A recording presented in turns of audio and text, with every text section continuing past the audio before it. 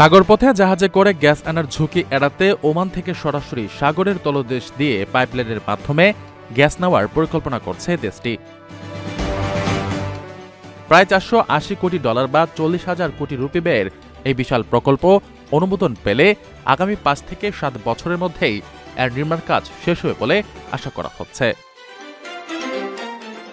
Middle east India deep water pipeline নামের এই gas লাইনটি ওমান থেকে আরব সাগরের তলদেশ দিয়ে সরাসরি ভারতের গুজরাট উপকূলে গিয়ে পৌঁছাবে। প্রায় 2000 কিলোমিটার দীর্ঘ এই পাইপলাইনটি সাগরের প্রায় 3450 মিটার গভীর দিয়ে যাবে, যা বিশ্বের অন্যতম গভীর সমুদ্র পাইপলাইন হতে যাচ্ছে।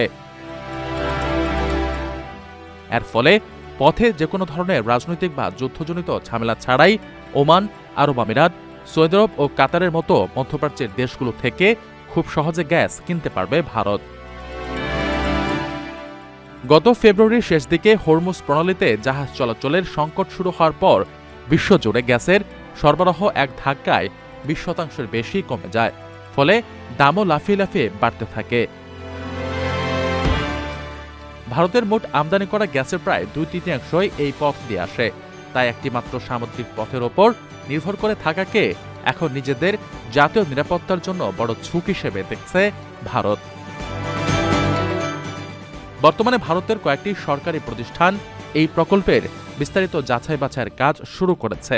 এই রিপোর্ট ইতিবাচক হলে পাইপলাইন নির্মাণ, অর্থায়ন ও গ্যাস সরবরাহের বিষয়ে ওমান সরকারের সঙ্গে সরাসরি চুক্তিতে যাবে ভারত। ওমানের সেরা রেট দিচ্ছে বাংলাদেশি প্রতিষ্ঠান গালফ এক্সচেঞ্জ।